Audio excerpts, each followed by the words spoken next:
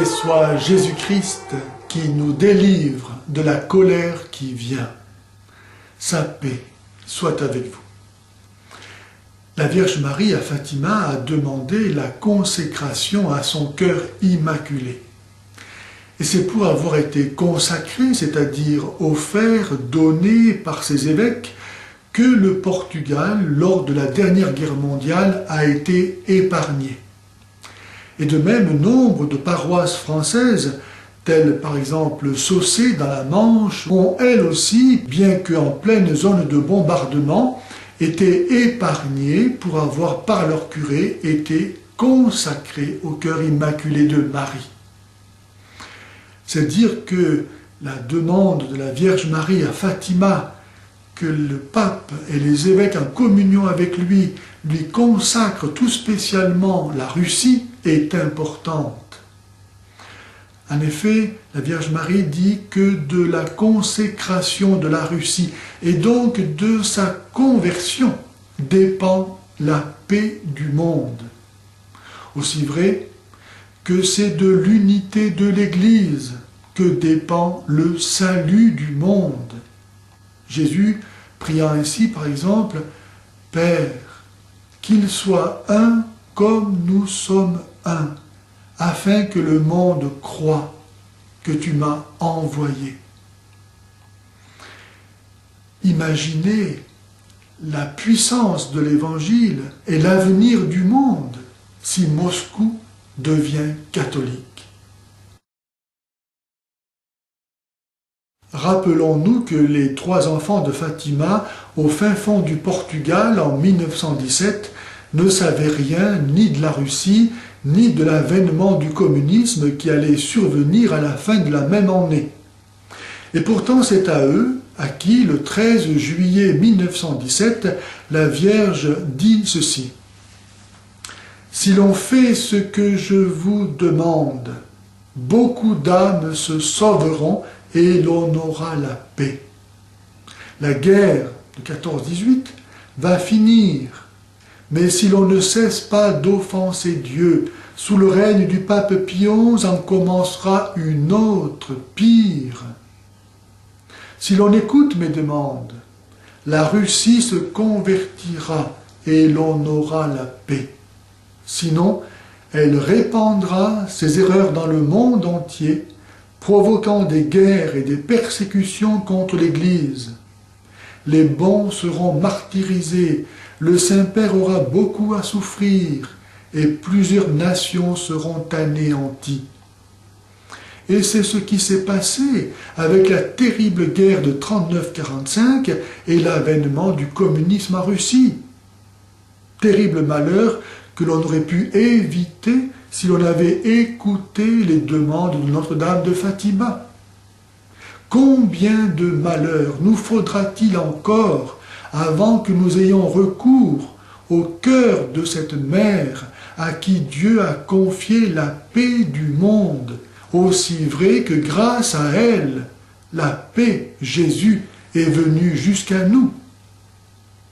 Jésus aime tellement sa mère, lui qui a donné le 4e commandement, « Honore ton père et ta mère », qu'il veut que, par notre consécration à son cœur immaculé, nous reconnaissions la dette qui nous lie à jamais vis-à-vis de celle sans qui nous ne serions pas sauvés.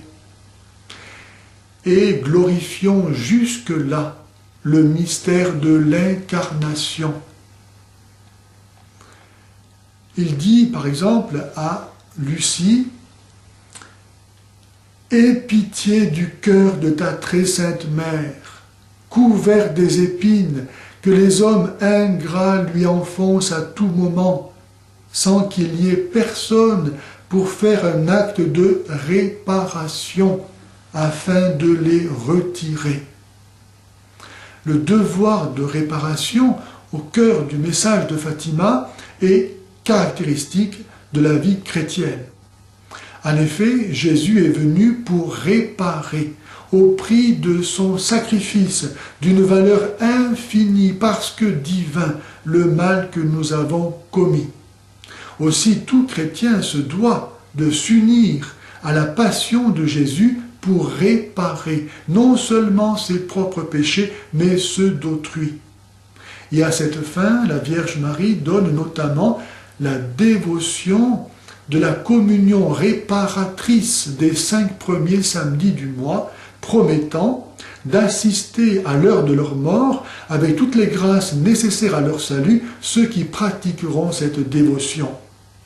Elle dit encore avec tristesse, « Priez, priez beaucoup et faites des sacrifices pour les pécheurs, car beaucoup d'âmes vont en enfer, parce qu'elles n'ont personne qui prie et se sacrifie pour elles. » Si faire des sacrifices n'est plus à la mode, c'est aussi l'un des signes que Jésus a donné de la fin du monde. Comme l'a été le miracle du soleil, observé le 13 octobre 1917 à Fatima par plus de 70 000 personnes et dont ne purent pas ne pas rendre compte les journaux portugais de l'époque, pourtant ouvertement anticatholiques et francs-maçons. L'ange apparu en 1916 aux enfants leur apprit comment faire réparation pour nos péchés et ceux d'autrui. Il leur dit « De tout ce que vous pourrez, offrez un sacrifice en acte de réparation pour les péchés par lesquels Dieu est offensé et de supplication pour la conversion des pécheurs. Attirez ainsi la paix sur votre patrie. Je suis son ange gardien, l'ange du Portugal.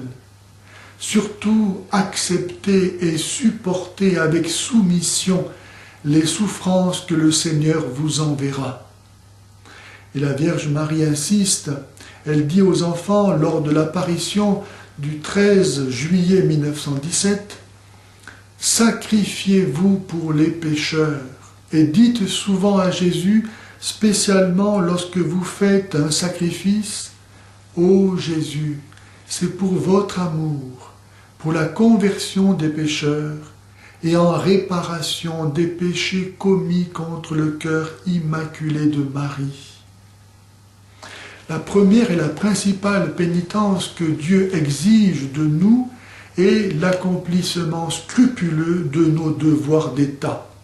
Et cela, dans la société actuelle, peut être héroïque. Je pense en particulier aux médecins, infirmiers, pharmaciens qui ne peuvent absolument pas se rendre complices d'actes comme l'euthanasie, l'avortement, la procréation médicalement assistée, l'expérimentation sur les embryons humains. Ce sont là des péchés très graves qui crient vengeance devant Dieu. Et au jour du jugement, Jésus dira « Ce que vous avez fait au plus petit, c'est à moi que vous l'avez fait. » Consacrons-nous donc, et ainsi que nos familles, au cœur immaculé de Marie, sur qui Satan n'a jamais eu d'influence. Prions et faisons pénitence, comme les enfants de Fatima, pour apaiser la colère de Dieu et obtenir la paix du monde. Si vous ne faites pas pénitence, a prévenu Jésus, vous périrez tous.